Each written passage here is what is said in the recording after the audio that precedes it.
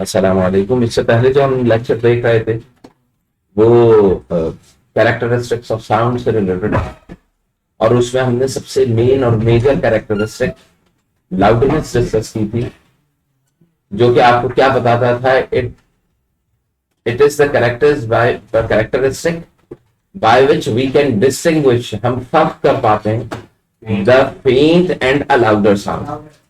आवाज कितनी नीची है और आवाज कितनी ऊंची है, हम इसको जो था वो डिस्टिंग्विश कर पाते, इसके दरमियान में हम फर्क कर पाते।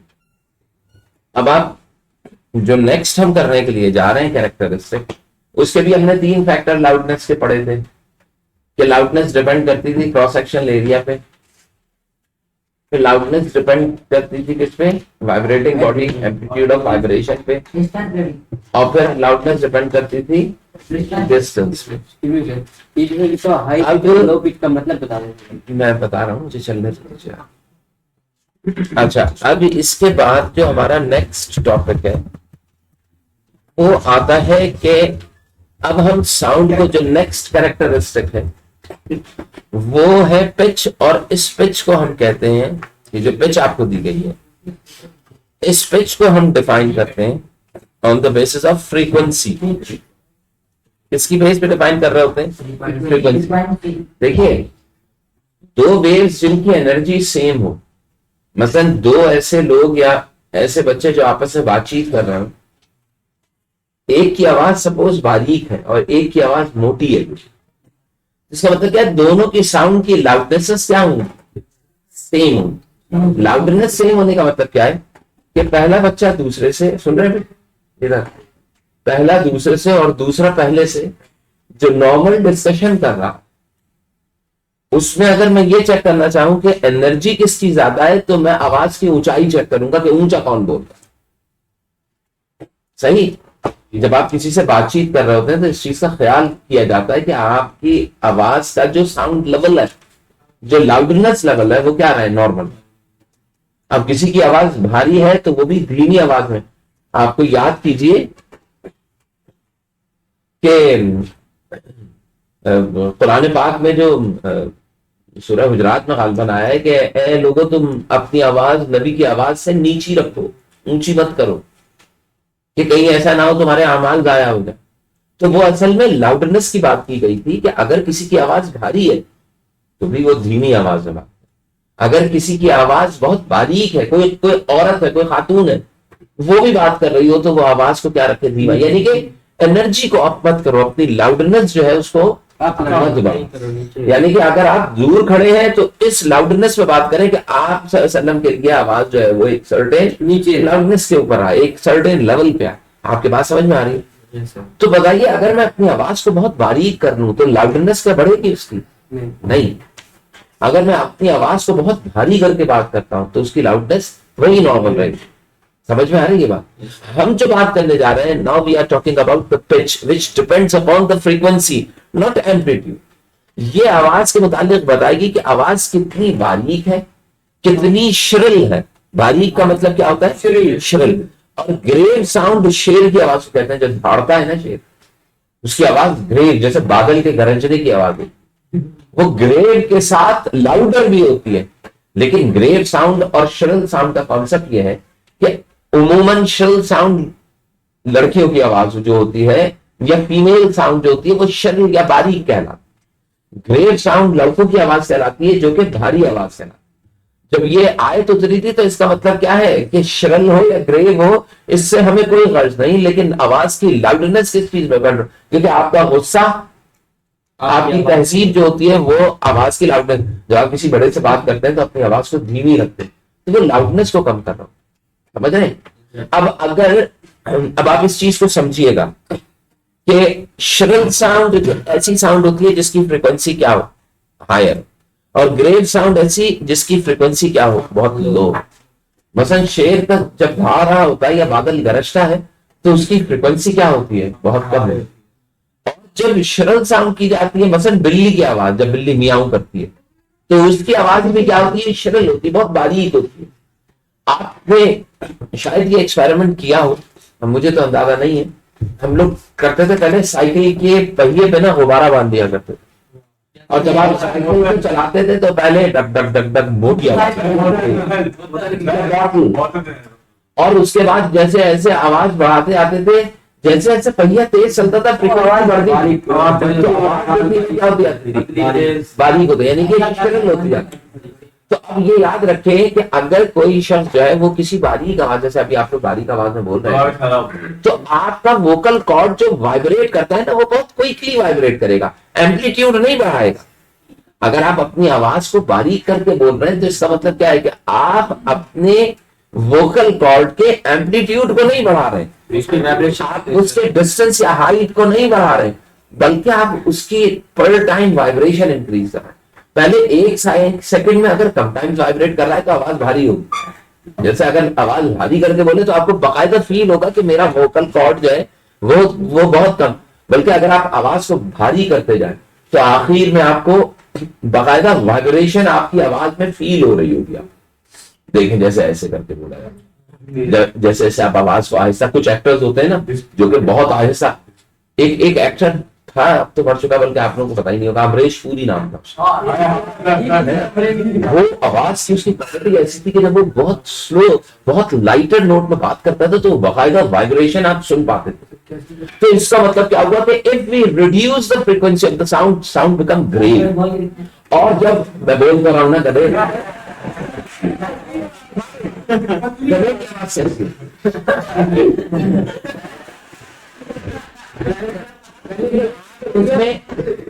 गधे की आवाज बड़ी मुख्तलिफ है। पहले लोग गधा जो है सब बोल रहा होगा, ये भी पुरानी बात है कि गधे की आवाज को बहुत बुरी आवाज कहा गया, लेकिन अगर आप उसको ऑब्जर्व करें तो बड़ी डिफरेंट टाइप की। मसलन हम जब बोलते हैं तो हम कभी भी सांस को अंदर ले जाते हुए नहीं बोलते। देखिए एक लफ्ज है सिंधी में मेंढक के लिए इस्तेमाल किया जाता है, डेडर। ये जो बोलते हैं ना डेडर, ये शायद आप लोग के इल्म में हो कि जो मुकामी सिंधी होता है ना, जो जल्दी पुश्ती नस्ली सिंधी जो लोग होते हैं, वो इस डेडर को एक खास तरीके से ऐसे ये बोल रहे हैं, अंदर की तरफ। उर्दू में कोई भी लफ्ज ना अंदर ले जाते हुए नहीं बोलते, यानी कि आपकी सांस अंदर जा रही हो, और आप अरबी में भी कभी भी ऐसा नहीं होता कि सांस अंदर जाते हुए आप बोल रहे, ठीक है। यानी कि वो स्पेशल वर्ड जो होता है ना, हर लैंग्वेज में डिफरेंट होता है। तो कहने का मकसद यह है कि साउंड की शरल और ब्रेवनेस जो होती है, that depends upon the vibration of your cord. Quickly vibrate करेगा तो ज्यादा, कम तो कम, समझ रहे हैं। अब आप देखें, मैं आपको एक और बात बताऊं, 7 सुर होते हैं जो सारे गामा पाधा नीचे, जो 7 नोट्स लगते हैं, जो 7 सुर होते हैं, वो सा, फिर रे, फिर गा, मा।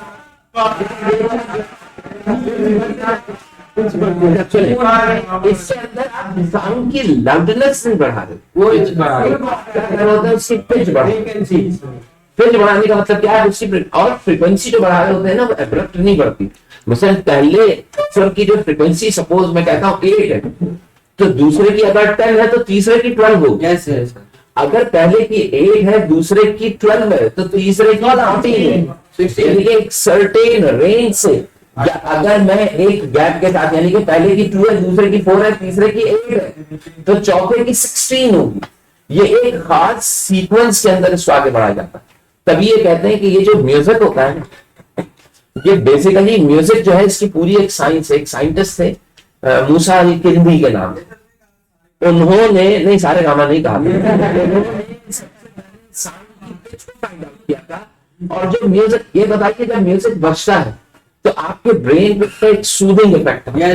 वो जो इफेक्ट बिल्डअप हो रहा होगा वो इस बात से होता है कि ये जो आपकी नेचर है ना, इसमें खास किस्म का रिदम है। इस रिदम को म्यूजिक जब मैच करता है, जब कोई भी चीज किसी रिदम को मैच करती है, तो वो इस सिस्टम के साथ एक सर्टेन एक्शन के अंदर इन्वॉल्व हो जाता है। जैसे मैं आपको एक बात बताऊं, बहुत अहम, अगर समझे इसको, हमारा और आपका भी एक सर्टेन इस एनवायरमेंट या नेचर के साथ रिदम है। देखिए बादलों का गरजना या उनका बरसना एक रिदम में होता है। ये रिदम जब ब्रेक होता है ना तो कहत पड़ जाता है, चीजें बिगड़ने लग जाती। इसी तरीके से बहुत आपके पूरे नेचर के अंदर ना एक रिदम होने का मतलब ये हो गया, देखिए, ये दुनिया जो थी इसमें पहले बहुत सारे दरख्त थे। आप अगर जंगलों की तरफ चले जाएं तो जंगलों के अंदर वो सेटअप मेंटेन है, यानी कि वहां पे ऑक्सीजन उस लेवल पे मिलेगी जो एक सर्टेन रिदम में चाहिए।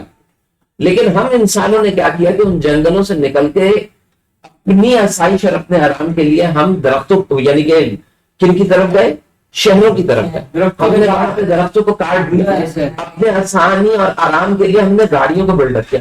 तो वो जो एक रिदम था आपकी नेचर में, एंट्रोपी सुन रहे हैं, इसको हम कहते हैं एंट्रोपी। उस नेचर या उस नेचुरल रिदम को हम ब्रेक करते चले, और वो ब्रेक करते करते आपके नेचर के अंदर जो डिस्टर्बेंस थी वो जो एक तरफ क्रिएट हुई है, वो क्रिएट होते होते आज तक इतनी बढ़ चुकी है कि उसके लिए हम परेशान हैं। ये जो पॉल्यूशन है, ग्लोबल वार्मिंग है, उसके लिए टेंशन में हम इस वजह से बैठे हैं कि हमने ग्लोबल वार्मिंग के लिए खुद बिल्डअप किया टेम्परेचर के इस अर्थ का, उस नेचर का हमने खुद। अब देखिए, एक मशीन है, एक इंजन है गाड़ी का, एक मोटरसाइकिल का, बाइक का इंजन है, उसमें एक पुर्जा जो है वो क्रैक हो जाए, ब्रेक हो जाए, तो वो जो मैकेनिक होता है, वो या इंजीनियर जो होता है, वो निकाल के आपको देके कहता है जाओ इसी तरीके का इतने ही बड़ा, इतने ही वेट का पुर्जा लेके आओ। जब तक तुम उस वेट का नहीं लाके वहां पे लगाओगे, सपोज आपने ओवर साइज कर दिया या स्मॉल साइज था, सुन रहे हैं, ओवर साइज कर दिया या स्मॉल, वो टूटेगा बाद में। अगर आपने उसको जबरदस्ती फिट भी कर दिया तो बताइए उस मशीन की जो एफिशिएंसी होगी उससे इफेक्ट आएगा, इफेक्ट आएगा। उस इफेक्ट से क्या होगा, वो मशीन के अंदर डेप्रिसिएशन स्टार्ट होकर वक्त गुजरने के साथ हर चीज नाकागी की तरफ, खराबी की तरफ चलती है। एक सेकंड, हाँ बिल्कुल बिल्कुल, एक सेकंड, ये भी एग्जाम्पल बहुत ही बेहतरीन है कि जो एक्चुअल साइज दिया जाता है, अगर आप उस साइज से वेरिएट कर दें तो आप देखेंगे कि आपको वक्ती तौर पे तो फायदा मिल जाएगा उससे, लेकिन वक्त गुजरने के साथ साथ आपके एनवायरमेंट पे भी उसका इफेक्ट आ रहा होगा और आपके अपने जो इक्विपमेंट है उसके ऊपर भी इफेक्ट है। अब तुम खुद सोचो, इंसान को अल्लाह ताला ने बिल्डअप किया था इस दुनिया में एक सर्टेन कैरेक्टरिस्टिक के साथ, वही कैरेक्टरिस्टिक अल्लाह ताला ने एक दरख्त के साथ भी रखी, दरख्त के साथ एक नेचुरल एनवायरमेंट बनाई। अगर आप उस दरख्त को वहां से उखाड़ के एक किसी शहर में लाके लगा देना, उसका पलना बढ़ना वैसा नहीं होगा जैसे कि अपनी नेचुरल एनवायरमेंट। किसी जानवर के लिए आप नहीं देखते कि वो जिस जगह पल रहा होता है वहां से उठा के जब आप कुर्बानी के लिए अपने घर में लाके खड़ा करते हैं तो वो परेशान हो जाता है, वो बीमार होने लग जाता है। लेकिन वो कहते हैं ना कि भाई जानवरों के साथ बांध दो तो बेहतर हो जाएगा। तो अल्लाह ताला ने हर चीज का एक सर्टेन एनवायरमेंट बनाया, वो एनवायरमेंट मेरा और आपका भी बना। ये जो दीन का निजाम था ना, वो एक पर्टिकुलर एनवायरमेंट है जिसके लिए इंसान को रखा गया। अब मैं क्या कर रहा हूं कि ये पूरी दुनिया आपका एक सर्टेन सिस्टम है, इस सिस्टम में आके आपके लिए अल्लाह ताला ने जो कवानीन, जो कायदे, जो रूल्स उतारे, मैं क्या करता हूं, रूल से इनहराफ करता हूं। जब मैं इनहराफ करता हूं तो उस इनहराफ करने, यानी कि अल्लाह ने जो कायदे मेरे लिए उतारे हैं ना, क्योंकि मुझे उस रब ने बनाया, तो मेरे लिए सबसे बेहतरीन कवानीन आप ये कोई दूसरा शख्स या कोई कानून बनाने वाला नहीं बना सकता। जिसने मुझे क्रिएट किया है, जिसने उस गाड़ी को बनाया है, उस पुर्जे के मुताबिक सही इंफॉर्मेशन, मैंने अपनी गाड़ी में बड़े पहिए लगा दिए सिर्फ ये समझने के लिए कि यार ये बेहतरीन होगा। लेकिन जब मैंने बाद में जज किया तो एक बंदे ने मुझे बताया कि यार जिसने गाड़ी बनाई थी उसकी कोशिश ये होगी कि ये ज्यादा से ज्यादा बेहतरीन तरीके से चले, बेहतरीन दिखे। तो जिस रब ने आपको बनाया है तो वो ये भी तो चाहता है कि मेरी प्रोडक्ट इस दुनिया में आके बेहतरीन तरीके से चले। तो उसने चलने के लिए आपके लिए जो कवानीन बनाए थे, जो कि कुरान में बयान किए गए कि आप एक दूसरे के साथ कैसे पेश आए, आपका जिंदगी के अंदर एक सर्टेन, उसने एक मकसद रखा कि तुम दुनिया में आओ, उस इम्तिहान की तैयारी करो जो तुमने मरने के बाद देना, सिर्फ उसमें और कुछ नहीं है मेरे दिमाग। और जब मैं वो इम्तिहान की तैयारी करके वो इम्तिहान दे के आगे जाऊं तो मैं बेहतर तरीके से कामयाब हो सकूं। हम क्या करते हैं कि अपनी जिस्मानी आसाइश, जिस्मानी सुकून, जिस्मानी आराम के लिए उसके अंदर हम लग जाते हैं, दुनिया को छोड़ देते हैं। और जब हम उसके अंदर लगते हैं तो हम बेसिकली खुद की बर्बादी नहीं करते, हम खुद को खराब नहीं करते। बताइए, वो पुर्जा जो ओवर साइज हो गया था, उससे खुद को खराब नहीं किया। जो आपके जिस्म के अंदर जो एक आर्टिफिशियल ऑर्गन लगा दिया गया, वक्ती तौर पर आपका जिस्म चलने तो लगा, लेकिन उसका इम्पैक्ट आपके दूसरे ऑर्गन्स पे आना शुरू हो गया। आजा तो बिल्कुल ऐसे ही, अगर मैं अपनी जिंदगी को अल्लाह के बनाए हुए कवानीन के मुताबिक नहीं हल करता क्या नुकसान होगा उससे? पुर्जे खराब होने का मतलब क्या है? मेरा इम्पैक्ट इन पे पड़ने लगेगा, मेरा इम्पैक्ट इन पे पड़ेगा, मेरा इम्पैक्ट पूरी क्लास से बढ़ेगा। और आहिस्ता आहिस्ता एक ऐसी चीज मैं आप लोगों से डिस्कस करना शुरू करूंगा, मतलब मुझसे नहीं कहा गया कि पैसे के पीछे या दुनिया की रौनक के पीछे भागो, दुनिया को आपके लिए बिल्कुल बेकार और ठगी हुई चीज कहा गया, लेकिन आपको ये चीज मैंने नहीं बताई यहां बैठ के, हो सकता है घर में भी वैसे नहीं बयान की।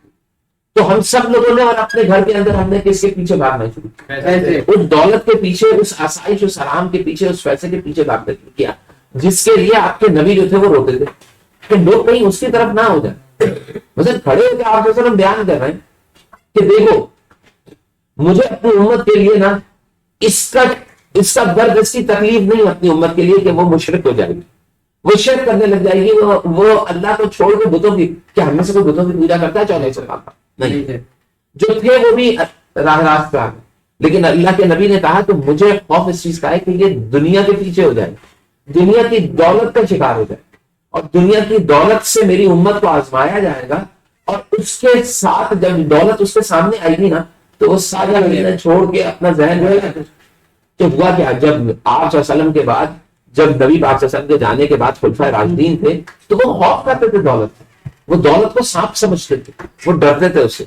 उनकी ख्वाहिश ये नहीं थी कि मैं टेबल पर सांप जमा करना शुरू करूं, लेकिन था क्या, वो उसको उस हद तक इस्तेमाल किया करते थे जितनी मेरी अपनी क्या होती जरूरत। उनका एम कुछ और था, उनका टास्क कुछ और था।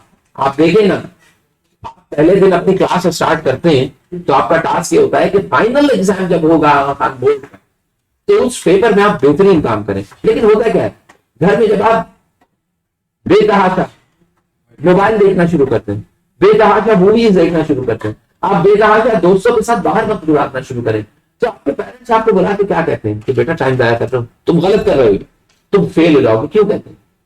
क्योंकि उन्होंने आपका एक टारगेट सेट किया।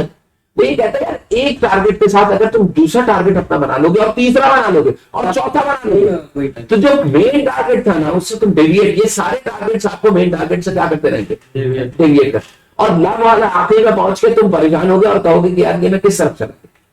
तो कॉन्सेप्ट ये दिया जाता है कि जो आपका मेजर कॉन्सेप्ट है, मेजर टारगेट है, वो वैसे तो इंसान आपके सिस्टम पे परफेक्टली अप्लाई उस वक्त होगा जब मैं क्या करूं, जिस मकसद के लिए मुझे भेजा गया है वो मैं काम करूं। समझ में आ रही है बात?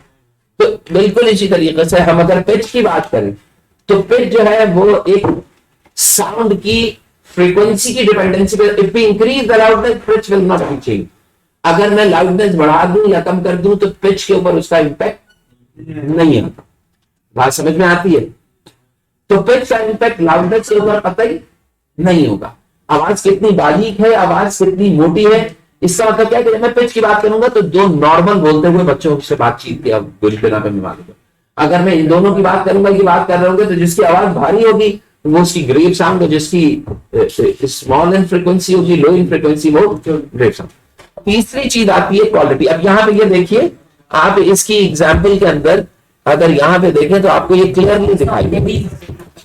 देखिए बेटा, इस एग्जाम्पल में देखिए ये लो पिच लिखी है और ये high pitch. High pitch, low frequency और हाई फ्रीक्वेंसी क्या चीज शो कर, अगर मैं देखिए बेटा, इसके अंदर अगर इसकी हाइट चेक करें तो बेटा, और इसमें इसकी हाइट चेक करें तो हाइट क्या है यहाँ पर, एम्पलीट्यूड दोनों के क्या है, सेम। तो इसका मतलब क्या है कि एम्पलीट्यूड सेम होने का मतलब क्या है, इनकी लाउडनेस भी क्या होगी, यानी कि दो बच्चे जो कि नॉर्मल आवाज में क्या कर रहे हैं,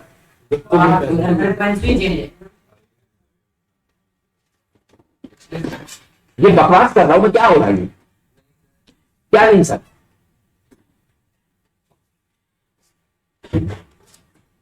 अब इतने नन्हे बच्चे तो नहीं है कि मैं बिठा के समझाऊंगा, हाँ बेटा मैं पढ़ा रहा हूं देखो।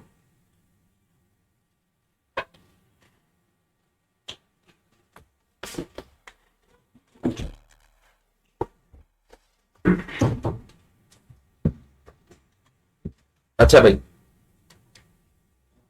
तो मैं आपको ये बता रहा था, ये जो इसकी विजुअलाइजेशन है ना, दैट इज इंपॉर्टेंट। क्वेश्चन असल में इसका आएगा, वहां से एक छोटी सी डेफिनेशन पूछ ली जाएगी, फिर ऐसी फिगर बना के पूछेंगे कि बताओ इसमें से लो पिच किसकी है, हाई किसकी है। या इनकी लाउडनेस के बारे में आप जरा कंपेयर करें, तो you should write the loudness will be the same one because they having same amplitude. और यहाँ पे अगर पिच देखें तो देखिए एक साइकिल, फिर दो, फिर तीन, फिर चार, तो ज्यादा साइकिल आ रहे हैं, यहाँ कम साइकिल, तो ये लो पिच है, ग्रेव साउंड है, और ये श्रिल। अगर आपसे कहें कि इसमें से बॉय की साउंड कौन सी है और गर्ल की कौन सी है,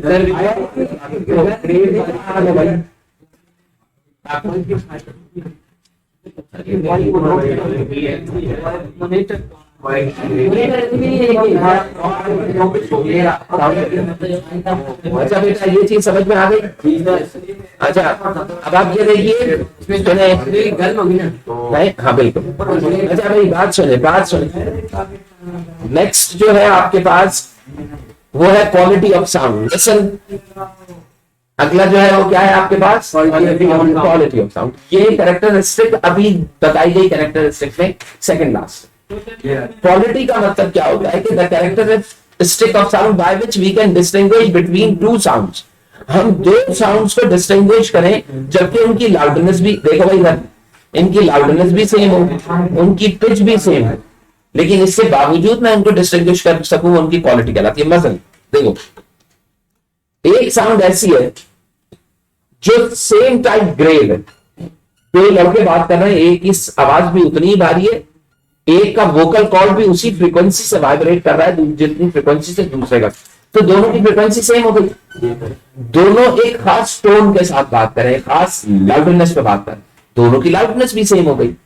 लेकिन बताइए कि दो बच्चे जो कि सेम लाउडनेस, सेम फ्रीक्वेंसी से बात कर रहे हैं, लेकिन बात करने के दौरान अगर आप अपनी आंख बंद करके उनकी आवाजों को सुने तो आप उनको डिस्टिंग्विश कर सकते हैं, बता सकते हैं कि भाई ये जो है वो अहमद बात कर रहा है, ये मुनीब बात कर रहा है, कह सकते हैं ना।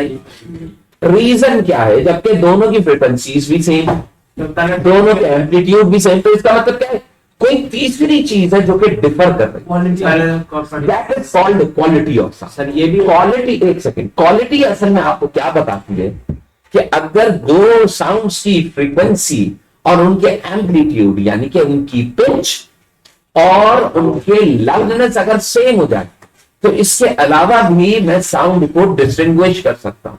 मतलब क्वालिटी के थ्रू मैं बता सकूंगा कि अगर दरवाजे के बाहर अगर कोई भी बच्चा खड़े होकर बोल रहा है और मैं आपसे पूछूं हाँ भाई बताओ आवाज किसकी थी, तो you will recognise that sound with help of their quality. हर बच्चे की क्वालिटी डिफरेंट होती है, जो लहजा होता है ना बोलने का वो डिफरेंट होता है।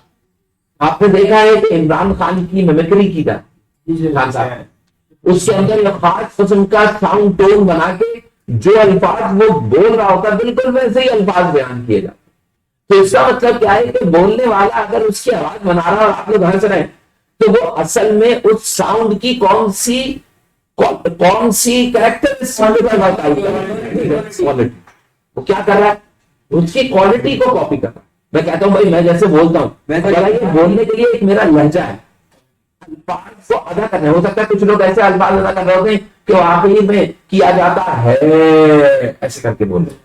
अब ये जो है कह रहे हैं ना, ये मिमिक्री के अंदर बहुत पॉजिटिवली यूज होता है। तो ये जो क्वालिटी ऑफ साउंड होती है ना, ये बेसिकली डिस्टिंग्विश करती है दो लोगों के दरमियान। Like if we able to recognize the sound of your friend on the telephone, तो इसका मतलब क्या है कि we will talk about their quality. मैं क्वालिटी की बेस के ऊपर क्या कर सकूंगा, उसको डिफाइन कर सकता हूं। हाँ भाई सर, मैं ज्यादातर क्या चीज गलत बोल रहा होता हूँ या मेरी आवाज में क्या ऐसी चीज होती है जिससे तुम पहचानोगे कि मैं बात कर रहा हूँ।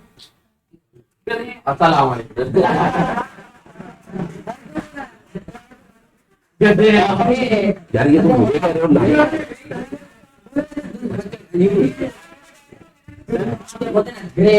सारे करने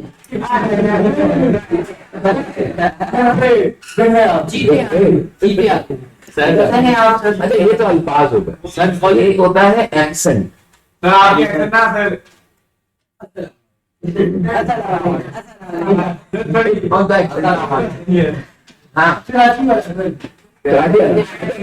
बहुत इंपॉर्टेंट चीज है।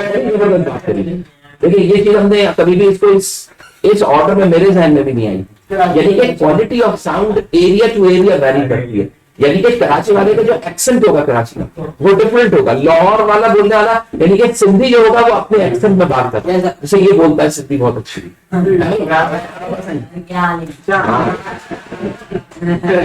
इसका मतलब क्या है कि ये कहलाती है क्वालिटी। अच्छा, अब अगर क्वालिटी ऑफ साउंड, अब देखिए क्वालिटी ऑफ साउंड को अगर इससे बेहतर तरीके से एक्सप्लेन करें तो मैं ये भी कह सकता हूं, समझिएगा भाई बेटा, अगर एक धुन है किसी गाने या आप भाई सारे गामा है आपके, ठीक है, सुनिए, अगर मैं इसको फ्लूट से बजाऊं तो उसकी बांसुरी की आवाज जो है ना, उसमें जो सुर लगेंगे वो सेम फ्रीक्वेंसी के, सेम एम्पलीट्यूड के होंगे, लेकिन उस बांसुरी की आवाज जो होगी वो बिल्कुल डिफरेंट होगी। क्वालिटी अगर मैं क्वालिटी है इनकी क्वालिटी, अगर मैं उसी आवाज को सुनता हूं वॉयलिन से या सितार पे, तो मुझे आवाज सितार की सुनाई दे रही होगी, लेकिन उसकी पिच यानी कि सारे गामा जो होगा वो बिल्कुल सेम। मसलन एक गाने की धुन, उस गाने की या कौमी तराने की धुन है अगर आप लेते, तो वो जो कौमी तराने की धुन अगर आप फ्लूट पे सुन रहे होंगे तो उसकी फ्रीक्वेंसी और एम्पलीट्यूड सेम होगा, लेकिन क्वालिटी क्या होगी, पिच भी सेम होगी। क्योंकि देखिए बाक्सर जमीन शाह बात जैसे आप पढ़ते हैं वो ही इस आवाज में ये भी पढ़ रहे हैं, दोनों की आवाज। अब अगर सपोज कि एक बॉय है और एक गर्ल, जो बॉय पढ़ रहा होगा बाक्सर जमीन शाह बात, इसका मतलब क्या है कि उसकी फ्रीक्वेंसी भी आपकी, ठीक है, क्वालिटी का फर्क होगा।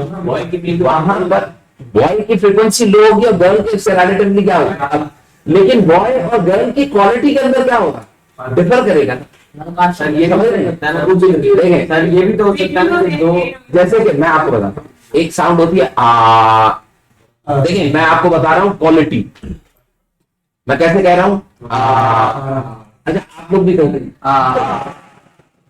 सारे ना, मैं जैसे कहता हूँ आप बोले देखिए इनकी आवाज जो है ना, बोलो नहीं चलो बेटा आप बोले, पहले इसको डिफरेंस करेंगे, आप बोले और मैं कह रहा हूँ लेकिन दोनों ने अच्छा और तरीके से कहिए नहीं, देखिए एक हो गया, सुने सुने सुने, देखिए इसको समझने के लिए अपने ध्यान में रखेंगे तो ये चीज ध्यान से निकलेगी नहीं।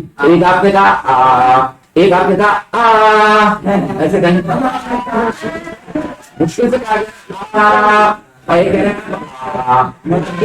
जो सुनिए सुनिए, ये जो दोनों साउंड में प्रोड्यूस कर रहा हूँ ना, इनकी फ्रीक्वेंसीज डिफरेंट है।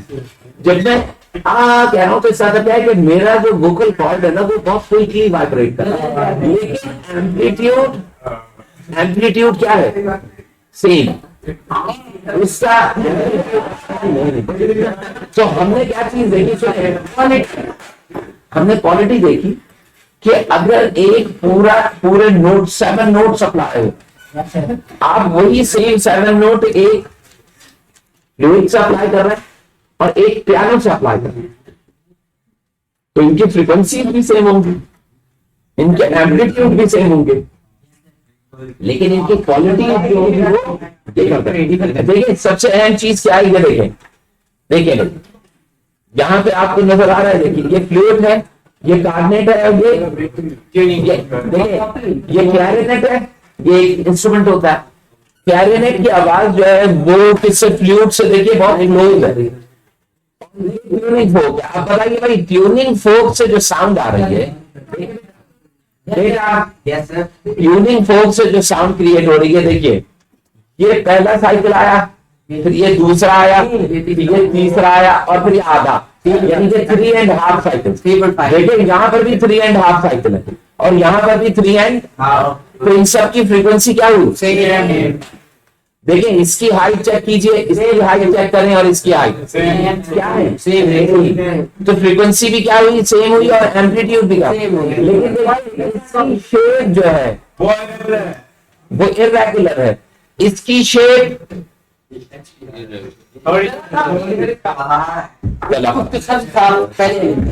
बताइए जो पैटर्न आ रहे हैं वो एक दूसरे से डिफर कर रहे हैं, लेकिन काम क्या है, अगर पैटर्न डिफर करें तो फिर वो क्वालिटी की तरफ, क्वालिटी जो है वो असल में आपको क्या बताती है, साउंड का पैटर्न बताता। भाई अगर आप इमरान खान की आवाज में बात कर रहे हैं ना, तो इमरान खान की आवाज का पैटर्न कॉपी अगर आपने कर लिया अपनी आवाज में, पैटर्न को बिल्कुल उसके साथ मैच कर दिया, तो इसका मुझे नहीं आता। तो अगर आपने इसको मैच कर दिया तो इसका मतलब यह है कि आपने उसकी क्वालिटी को मैच कर दिया, और क्वालिटी को मैच करने का मतलब क्या है? चले